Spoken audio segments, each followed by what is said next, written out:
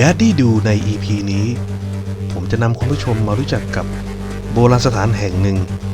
ซึ่งอยู่ไม่ใกล้ไม่ไกลจากอุทยานประวัติศาสตร์สีเทพผมเรียกได้ว่าที่นี่อาจจะเป็นโบราณสถานที่ถูกลืมที่ใครต่อใครหลายคนไม่รู้จักไม่เคยได้มาแวะมาเยี่ยมเยียนหรือมีชื่อนี้อยู่ในประวัติศาสตร์ในความคิดของตนเองผมอยากให้คุณผู้ชมได้ลองมาแวะดูครับ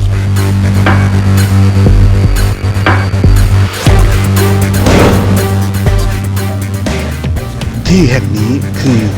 โบราณสถานปรางฤาษีปรางเอียงแห่งเดียวศิลปะเขมรเมืองสีเทพ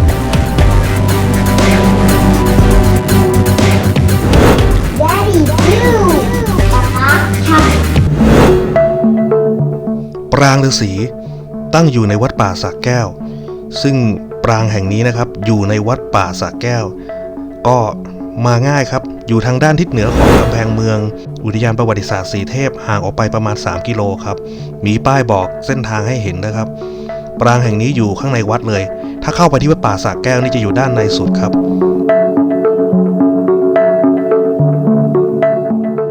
ลักษณะทางสถาปัตยกรรมขององค์ปรางเป็นปราสาทแบบเขมรก่ออิฐไม่สอปูนศัพท์ง่ายๆก็คือไม่มีการฉาบปูนนะครับสรุปอย่างง่ายๆนะครับไม่สอปูนมันคือเทคนิคของการก่อปูนแต่ละยุคหากไม่สอปูนเขาก็จะใช้ดินเหนียวผสมน้ำอ้อยไว้เป็นปูนสอพูดง่ายๆคือไม่มีร่องรอยของการฉาบด้วยปูนขาวแต่เขาใช้ดินเหนียวผสมน้ำอ้อยเป็นตัวประสานระหว่างอิฐครับสันนิษฐานว่ามีอายุอยู่ร่วมสมัยกับปรางสีเทพและปรางสองพี่น้ององค์ปรางส่วนบนถูกแก้ไขดัดแปลงไปมากแล้วเนื่องจากว่าบริเวณโดยรอบเคยถูกจับจองเป็นสำนักวิปัสสนาปรางฤาษีเป็นโบราณสถานขนาดใหญ่ตั้งอยู่ที่บ้านสระปือบ้านนำน้ำโคมห่างจากเมืองสีเทพไปทางทิศเหนือประมาณ 2-3 กิโลเมตรนะครับและห่างจากโบราณสถานที่ถ้ำเขาธมรัตน์ซึ่งเป็นโบราณสถานแห่งเดียวของเมืองสีเทพที่อยู่บนเขานะครับห่างออกมาประมาณ20กิโลเมตรนักวิชาการส่วนใหญ่เชื่อว่า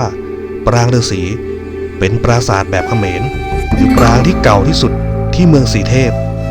ตั้งอยู่นอกเมืองออกไปทางทิศเหนือในเขตวัดป่าสระแก้วบ้านนาน้ำโครมตำบลนาสนุนอำเภอสีเทพโบราณสถานหลังนี้หันหน้าไปทางทิศตะวันออกซึ่งแตกต่างจากโบราณสถานในศิลปะเขมรหรือลพบุรีที่อยู่ภายในเมืองสีเทพจะหันหน้าไปทางทิศตะวันตก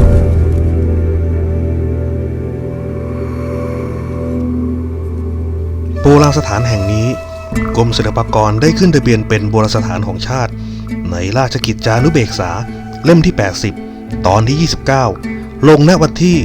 26มีนาคมพุทธศักราช2506หน้า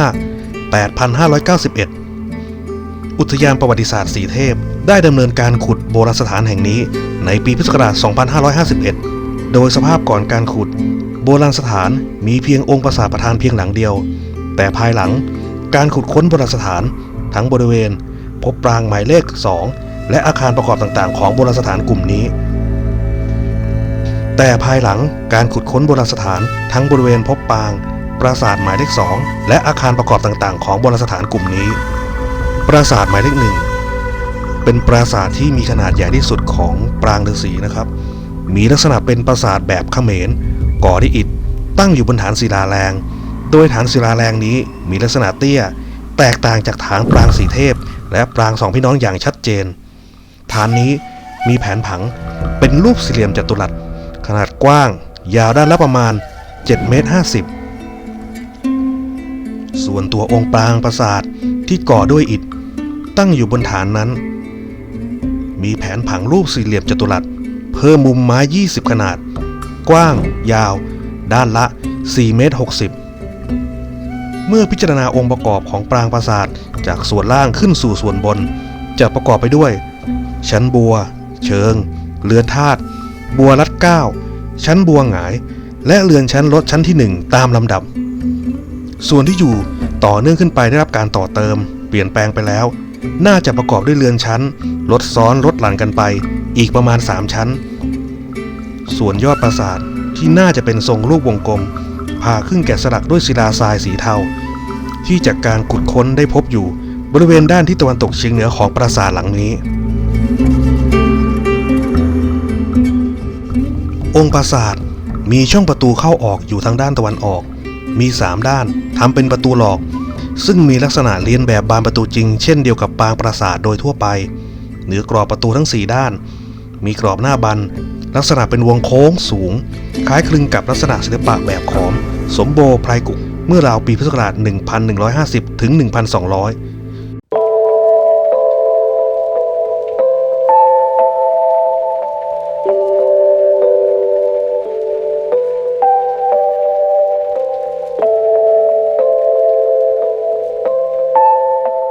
ส่วนเสา8เหลี่ยมประดับกรอบประตู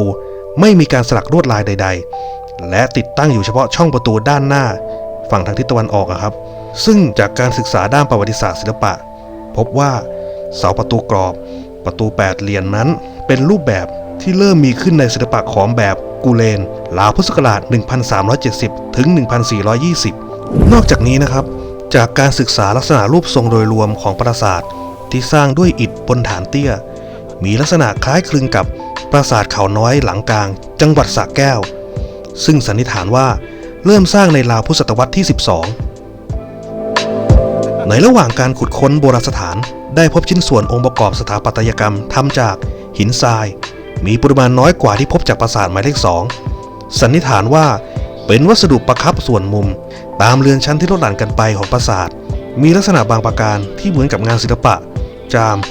ที่นิยมประดับตกแต่งสวนเรือนธาตุและส่วนยอดด้วยการใช้วัสดุที่เป็นหินทรายแม้ว่าตัวปราสาทสร้างด้วยอิฐก็ตามส่วนแผนผังจะย่อไม้12ธรรมดาบัวหัวเสา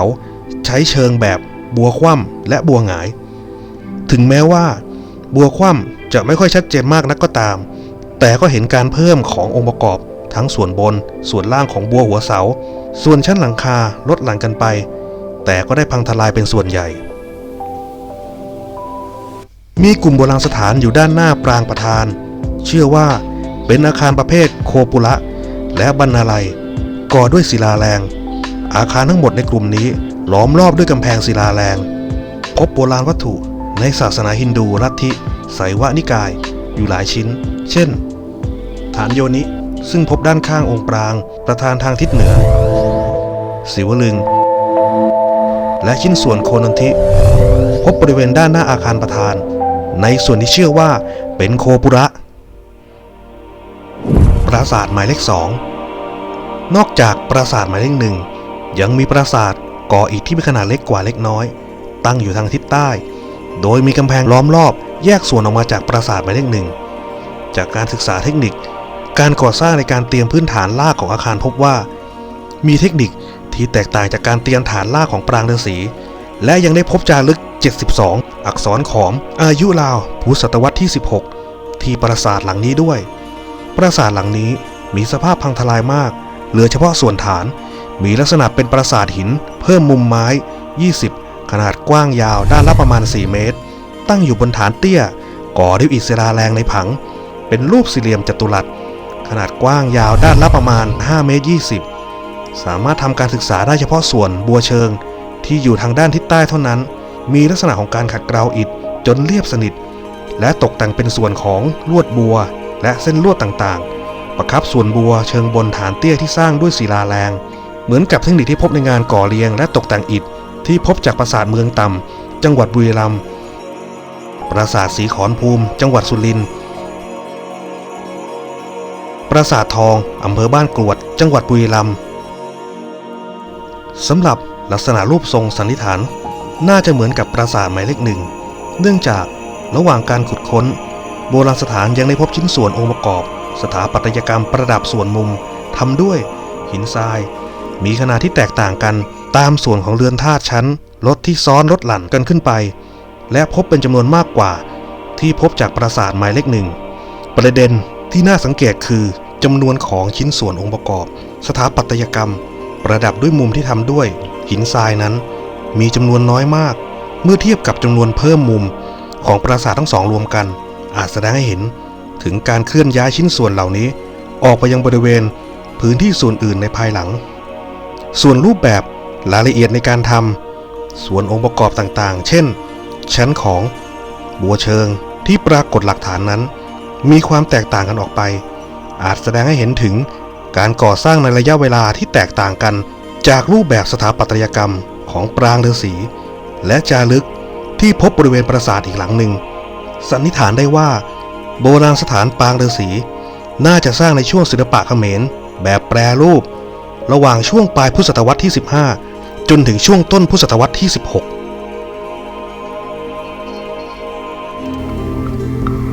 และนี่ก็เป็นเรื่องราวของปรางฤาษีโบราณสถานแหล่งท่องเที่ยวที่ควรค่าจดจำและควรที่จะไปแวะไปชมสักครั้งหนึ่งผมว่านะครับการท่องเที่ยวหรือเราจะเข้าไปเยี่ยมชมโบราณสถานในสถานที่ต่างๆหากคุณมีข้อมูลของสถานที่นั้นๆ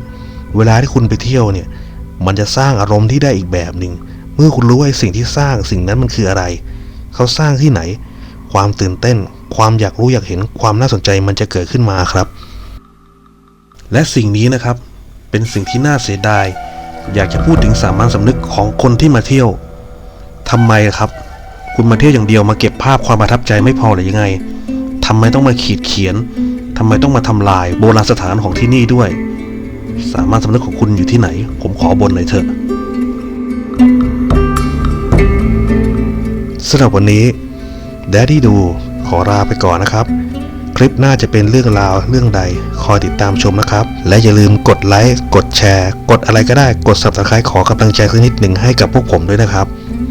สำหรับวันนี้ไปก่อนนะครับสวัสดีครับ